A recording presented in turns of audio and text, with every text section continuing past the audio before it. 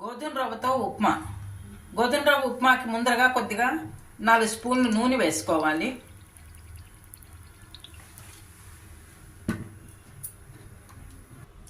పోపు వేయించుకోవాలి. దీనికి 1 స్పూన్ శనగపప్పు, స్పూన్ మినపప్పు,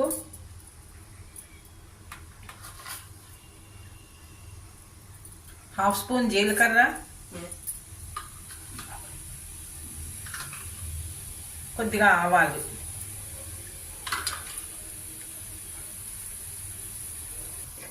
పోపు వేగింది. ఇప్పుడు ఇందులో మనం సన్నగా తరిగి పెట్టుకున్న క్యారెట్ అండి, 2 క్యారెట్లు తీసుకున్నాను. 2 క్యారెట్లు సన్నగా తరిగి పెట్టుకుని వేస్తున్నాను. ఈ క్యారెట్ కనుక కలర్ఫుల్గా ఉంటుంది ఉప్మా కూడాను. ఇలా చేస్తే కనుక ఇలా కలర్ఫుల్గా ఉంటే పిల్లలందరూ కొద్దిగా ఇష్టంగా తినేందుకు వీలవుతుందని కొద్దిగా కొన్ని బీన్స్ కూడానండి ఇలా సన్నగా తరిగి పెట్టుకున్న బీన్స్ కూడా ముక్కలు చేసి వేస్తున్నాను. కొద్దిగా ఫ్రై చేయాలి వీటిని. కొద్దిగా కరివేపాకు,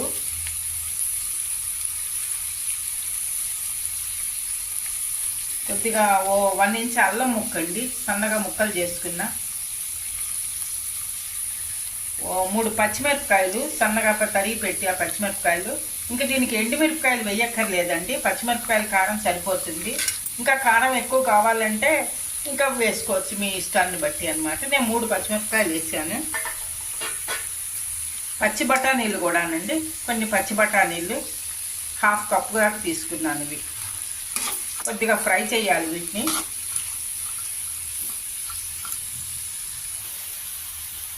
అన్నీ వేగాయి. ఇప్పుడు ఈ గ్లాస్తో నేను 1 గ్లాసు రవ్వ తీసుకున్నాను, గోధుమ రవ్వ సన్నగా ఉంది, ఇది కూడా తీసుకున్నాను. ఇదే గ్లాస్తో మనం వాటర్ కూడా తీసుకోవాలి. సేమ్ గ్లాస్తో వాటర్ పోస్తున్నాను నేను.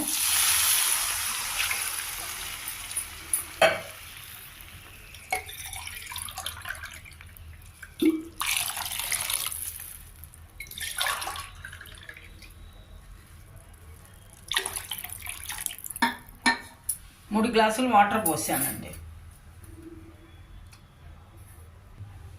దీనికి తగినంత ఉప్పు, బాగా నీళ్లు బాగా మరగాలి. ఎసరికి కడపళ్ళాడే మరిగినట్టుగా నీళ్లు మరిగించుకోవాలి.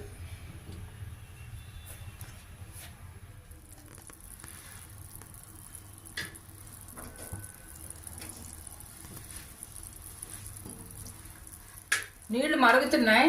ఇప్పుడు మనం రవ్వ ఇలా పోసుకుంటూ నెమ్మదిగా పోసుకుంటూ కలుపుకోవాలి. ఒకటేసారి పోసేయకూడదు, ఉండలు కడతాయి. అందుకని ఉండలు కట్టకుండా నెమ్మదిగా పోసుకోవాలి.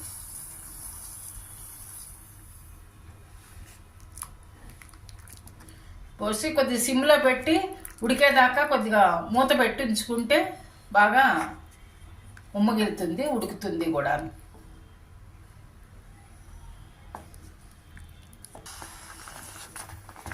ఉడుకుతున్నదండి, దగ్గర పడుతుంది. గోధుమ రవ్వ కదా, కొద్దిగా ఒక 5-10 మినిట్స్ ఎక్కువ టైం పడుతుంది. ఇదే బొంబాయి రవ్వ అయితే తొందరగా అయిపోతుందండి. కానీ బొంబాయి రవ్వ కంటే మనకి గోధుమ రవ్వ అయితే ఆరోగ్యంగా ఉంటుందండి. కొద్దిగా కలుపుకుంటూ ఉండాలి మధ్య మధ్యలోనూ, మాడిపోకుండా.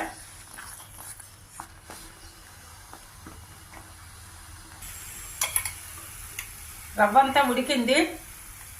2 స్పూన్లు కొద్దిగా పైన నెయ్యి వేసేసుకుని కొద్దిగా మంచి వేసుకుంటే కొద్దిగా స్టవ్ ఆఫ్ చేసేసి పైన కొద్దిగా కొత్తిమీర వేసుకుని 1 నిమిషం మూత పెట్టి ఉంచితే కనుక బాగా ఉమ్మగిలుతుంది.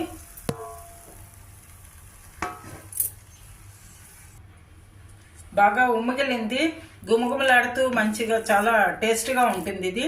మనం ఇది వేడివేడిగా వేడివేడిగా ఉన్నప్పుడు సర్వింగ్ బౌల్లోకి తీసేసుకుంటే సరిపోతుంది.